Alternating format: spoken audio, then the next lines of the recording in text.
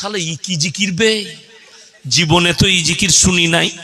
আমি জিজ্ঞেস করছিলাম, আমার মাদ্রাসায় একজন আছেন খুব মানে আমাদের উস্তাদের মতো, তো তিনি জিকির ফিকির করেন রাতের বেলায়। কখনো কখনো যখন আমি ঢুকি তখন দেখি যে রাত্রে উঠে উনি জিকির করছেন মসজিদে, সুবহানাল্লাহ সুবহানাল্লাহ সুবহানাল্লাহ সুবহানাল্লাহ আলহামদুলিল্লাহ লা ইলাহা ইল্লাল্লাহ লা ইলাহা ইল্লাল্লাহ।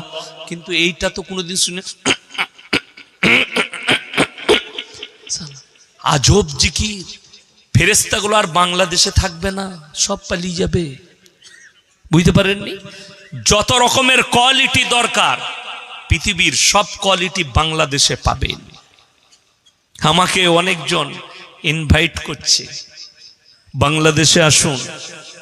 আজকেই একজন আমি দেখাচ্ছিলাম আমার বাবুদিকে, একজন লিখেছে আপনি ইনভাইট নেন 1 লক্ষ টাকা দেবো আপনাকে ইন্ডিয়ান মানিতে।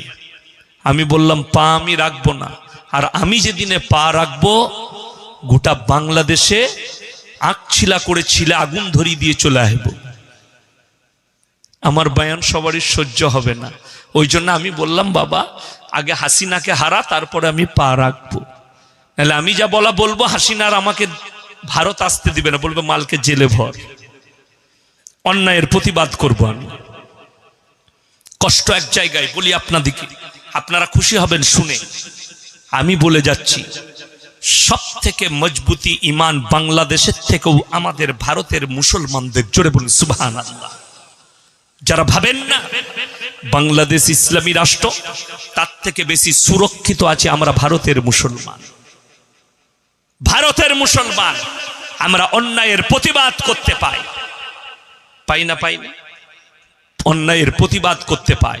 প্রধানমন্ত্রী অন্যায় করলে তার বিরুদ্ধে বলার আমাদের ক্ষমতা আছে। আমরা গণতন্ত্র দেশে বাস করছি। আমাদের মুখ্যমন্ত্রী অন্যায় কথা বললে আমরা ছেড়ে কথা বলি না। আমার 6 মাস আগে একটা বক্তব্য বেরিয়েছে আমাদের দেশের একজন মন্ত্রীর বিরুদ্ধে, যেহেতু আমার কাছে মোবাইলে প্রুফ ছিল। পরে দেখলাম তিনি বলছেন যে মুসলমানদের থেকে, মুসলমান হচ্ছে, ইসলাম হচ্ছে অশান্তির ধর্ম, বৌদ্ধ ধর্মটা হচ্ছে শান্তির। এটা শোনার পরে তার বীজ মেরেছিলাম আমি ছাড়িনি। আমি কারো গোলাম নয়, আমি একমাত্র আল্লাহর গোলাম। সবাই আল্লাহর গোলাম হবেন, জোরে বলুন ইনশাআল্লাহ। তো আমরা প্রতিবাদ করতে পাই। আমাকে আজ পর্যন্ত কেউ কথা বলেনি, কিন্তু আপনাকে দেখিয়ে দেবো বাংলাদেশের জলসাগুলোয় বড় বড় আলেম দিকে স্টেজের উপরে এমএলএ এমপিরা তাদের কলার ধরে নামায়, প্রতিবাদ করে, নেতারা এসে মারে। কিন্তু আমি চ্যালেঞ্জ ছুড়ে বলছি, আমি 2 ঘন্টা কথা বলবো, আমাদের দেশের কোন নেতার আর এমএলএর ক্ষমতা হবে না আমার কলার ধরি তার পিঠের চামড়াটা এখানেই উঠে যাবে, ঠিক কিনা? সে আর বাড়ি যেতে পারবে না। শুধু তাই নয়, কোন প্রশাসন বাবুরু ক্ষমতা নেই বিনা প্রুফে আমাকে অ্যারেস্ট করবে এবং মজমা শেষ করার আগে অ্যারেস্ট করবে। বাংলাদেশে স্টেজ থেকে ঘাত ধরে নামিয়ে দিয়ে যাওয়া হয় আলেমকে। আমি এটাও বলি আমাদের দেশের পুলিশ বাংলাদেশের মুসলমান পুলিশদের থেকে অনেক ভালো, অনেক ভালো। বলে দিই, আমার একটা 2 বছর আগে ভাষার মিসস্ট্যান্ডিং হয়েছিল বায়ানের মধ্যে। 2 ঘন্টা 3 ঘন্টা কথা বলি, হতেই পারে একটা রং কথা আমার মুখ দিয়ে বেরিয়ে গেছিল, সেটা ইউটিউবে চলে গেছে। তো সিবিআই এর রেডারে গেছে নজরে, আমার কাছে ফোন এসছে, কি বুঝলেন, কলার ধরে নিয়ে, এটা যদি বাংলাদেশ হতো না আমার কলার ধরে ডেকে নিয়ে যেত। আমার থানার বড়বাবু সম্মানের সঙ্গে ফোন করলে, স্যার আপনি একবার দেখা করুন, থানায় আসুন। তিনার অফিসে ডাকলেন, চা খাওয়ালেন। স্যার আপনার এটা বহুত বড় মিস্টেক হয়েছে ভাষার, এটা কওমের কাছে খারাপ মেসেজ যাবে, ক্ষতি হবে দুটো সমাজেরই। আমি বললাম স্যার এটা বহুত বড় মিস্টেক, আমি ইউটিউবারকে ফোন করলাম, সঙ্গে সঙ্গে ডিলিট করো, এটাকে মিটাও। মিটিয়ে দিয়েছি, কিন্তু সসম্মানে বললে স্যার আপনি চলে যেতে পারেন। কোনো কথা না, এটা বাংলাদেশ। বাংলাদেশের ওই মুসলমান অফিসারগুলো আলেমদের উপরে টর্চার করছে জেলের কুঠরিতে ভরে। হাসিনা নিজে চলে না, হাসিনাকে পরিচালনা করছে কেউ, আমি নাম লুব না তার। হাসিনাকে পরিচালনা করছে একজন বেঈমান নেমো খারাপ। ওই জন্য আমি তার দোষ দেব না, যেহেতু তার দোষের কিছু নেই। হাসিনা নিজে তার শরীরে ইহুদি নাসারাদের রক্ত ছুটছে। আপনারা এটা মনে ভাববেন না কেউ কি যদি হজের ময়দানে দেখতে পান কোনো বেঈমানকে দিয়ে আপনি মনে করলে নিয়ে মমিন হয়ে গেছে, কখনো ভাববেন না। বুঝতে পেরেছেন না পারেননি আমার কথাটা? কিছুদিন আগে দেখলাম অনেক ছেলেরা শেয়ার করেছে শাহরুখ খান নাকি উমরা করতে গেছে, ফটো ছেড়েছে অনেক ছেলেরা। আমাকে একজন হোয়াটসঅ্যাপে পাঠিয়েছে, তারই ভক্ত বুঝতে পারলাম। পরবর্তীতে সে আমি দুটো কথা বলার কারণে ডিলিট করে দিয়েছি। ফটো পাঠিয়েছে, দেখো তুমি আর বিরুদ্ধে বলো এই মুসলমান নয়, উমরা করতে গেছে। আমি বলবো এর নাম সেলফি হাজি। কি হাজি বললাম? সেলফি হাজি। এখন তো বেশিরভাগ সেলফি হাজি আছে, ভালো হাজি খুব কম। সেলফি হাজি মানে কি? মক্কায় যাচ্ছে আর ফটো তুলছে আর ছাড়ছে। মক্কা কাবা ঘর, আল্লাহর ঘর।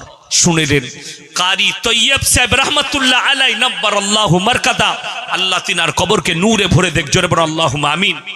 তিনি কি বলেছে জানেন? কাবে পে পড়ি জব পহলি নজর, দুনিয়া क्या चीज है भूल गए। যারা আল্লাহর ভয়ে আল্লাহর মহব্বতে কাবা ঘরে পা রাখবে, কাবা ঘরটা দেখা মাত্র দুনিয়ার সব জিনিস ভুলে যাবে আর চোখ দিয়ে দরদর করে পানি পড়বে। কেন? ওই জায়গা গিয়ে এমন একটা জায়গা, আপনারা শুনেছেন দেওবন্দের কোন উস্তাদ উমরা করতে গেছে, পেপারে কিংবা মোবাইলে দেখেছেন আপনারা? কথা বলে না কেন? দেখেননি? সাহারানপুরের ফুরফুরার কোন হুজুর যাচ্ছে, ফেসবুকে ছেড়েছে যে আমি উমরা করতে যাচ্ছি, যাইনি, ছাড়েনি। কেন? উলামারা তারা যায় না উমরা করতে? সবাই যায়, কিন্তু তারা কিন্তু সেলফি হাজি নয়। উলামারা, হুজুররা কিন্তু সেলফি হাজি নয়, ওই জন্য ফটো ছাড়ে না। আমাদের দেশে দুটো টাকা হয়েছে, দুটো পয়সা করে হজ করতে যাচ্ছে, খালি এয়ারপোর্টে সালামু আলাইকুম, হজ করতে চললাম, দোয়া করবেন। বে তোর হজই হবে না, তুই তো সেলফি হাজি। হজ কাকে বলে শোনো, কেউ জানতে পারবে না। তুমি কাবা ঘরে নামা মাত্র, যখন নামাজ, কাবা ঘর হচ্ছে ইবাদতের জায়গা, 1 রাকাত নামাজ যদি কাবা ঘরে কেউ পড়ে, 1 লাখ রাকাত নামাজ নেকি তার নামায় আমলে দেওয়া হয়। জোরে বলুন সুবহানাল্লাহ। কেউ যদি মদিনায় 1 ওয়াক্তের 1 রাকাত নামাজ পড়ে, তার নামায় আমলে 50,000 রাকাতের নেকি লেখা হয়। আমার ভাই, নবীজি সাল্লাল্লাহু আলাইহি সাল্লামের রওজা মুবারক যারা জিয়ারত করবে আর বলবে আল্লাহ, যখন দরুদ পাঠ করবে, আমার নবীজি বলবেন ওগো আল্লাহ, যারা আমার উপরে দরুদ পাঠ করেছে তুমি তাদের মাগফিরাত করে দাও, তখন তুমি মাসুম হয়ে যাবে। জোরে বলুন সুবহানাল্লাহ। আর তুমি যদি রওজার সামনে গিয়ে জিয়ারত করা বাদ দিয়ে ফটো তুলে, বা ভিডিও কল করেছে বেটাকে, হ্যাঁ একদম দাঁড়িয়ে আছি সামনে নবীজির কবরটা, তোর নাম সেলফি হাজি। বড় কষ্ট লাগে না? সেলফি হাজি হবেন না, উমরা করতে যান। আর সব থেকে বড় দোষের কি জানেন? কালিকাপুর মাদ্রাসা আপনাদের কাছে, ওখানে এমন এমন শিক্ষক আছে যাদের জুতো সোজা করতে হবে। আমাকে জিজ্ঞেস করবেন, সকালে গিয়ে ইয়াসিন ভাই বলে গেছে আপনারা ফরজ নামাজ আগে পড়েন না নফল আগে পড়েন? কথা বলে না? ফরজ আগে পড়েন, কিন্তু আমাদের দেশের লোক নফল আগে পড়তে চায়। বুঝতে পারেন আমার কথাটা? হজ ফরজ হয়ে গেছে, এজেন্টরা বলছে হজ করার আগে তুমি একবার উমরাটা করে নাও, তুমি বুঝতে পেরে যাবে কিরকম কি ডিজাইন আছে। পটায় সেই এজেন্টটা তো পয়সা কামাবার জন্য করছে, দালাল। সব জায়গায় দালালি ভারতবর্ষে, এই হজেতেও দালালি আছে। রাগ করবেন না, বাস্তব কথা বলছি। 100টা এজেন্ট ঘুরে বেড়াচ্ছে যার টাকাওয়ালাদের পেছনে। ও তুমি উমরা করনি? আমি আছি, আমাকে দাও পাসপোর্ট গুলো, তোমাকে আমি কালকে উমরা করিয়ে দিচ্ছি। বড় কষ্ট লাগে। এবার তাকে জিজ্ঞেস করলি যে তুমি এত টাকার মালিক, তোমার তো হজ ফরজ হয়ে গেছে, তুমি ফরজ হজ করনি, আগে ফরজ হজ করো। আগে ফরজ পড়বে না নফল পড়বে? ই বলছে আগে নফল পড় তারপরে ফরজ পড়বি। তো সেই ঝাঁটা খাবে না? খাবে না। যাদের হজ ফরজ হয়ে গেছে তাদের উমরাই যাওয়া আর শিলিগুড়ি, দার্জিলিং আর দীঘাতে ঘোরা দুটোই সমান। লিখেলেন, কাগজটাকে নোট করুন, কালকে কোনো মুক্তিকে জিজ্ঞেস করবেন। আমি বলে যাচ্ছি, উমরা করতে যাবে, তোমার হজ ফরজ হয়ে দাঁড়িয়ে আছে, আগে ফরজ হজ করো, তারপরে 100 বার উমরা করবে। বড় কষ্ট লাগে। যারা হজ করতে যায় তারা কে জানে? বিশ্বাস করুন, আমি বাস্তব কথা বলে যাচ্ছি। আপনারা আমাকে কি ভাবছেন জানি না। আমাকে যদি এখন, আমি ফরজ হজ করিনি, আমি যখনই হজ করতে যাব, আমাকে যদি এখন কেউ জিজ্ঞেস করে হজের সব নিয়মগুলো একটু বলে দেন, আমি বলছি আমি জানি না। বিশ্বাস করুন, আমি একদম সত্য কথা বলছি, আমি জানি না। আমি জানি না। কেন? কিতাব পড়ার প্র্যাকটিক্যালটা বহুত পার্থক্য আছে। প্র্যাকটিক্যালটা বহুত পার্থক্য আছে। ওই জন্যে বাবা, আপনি ট্রেনিং নেন, সব শিখে যাবেন, কিন্তু ফরজ আগে করবেন। যেমন আমি বলে দিই, আমাদের দেশের লোক এত দুর্বল। আপনাদের এখানে জানাজার নামাজ হয় না? মানুষ মরে গেলে এলান করলে জোহরের পরে জানাজা হবে। এলান হয়ে গেল, জোহরের পরে জানাজা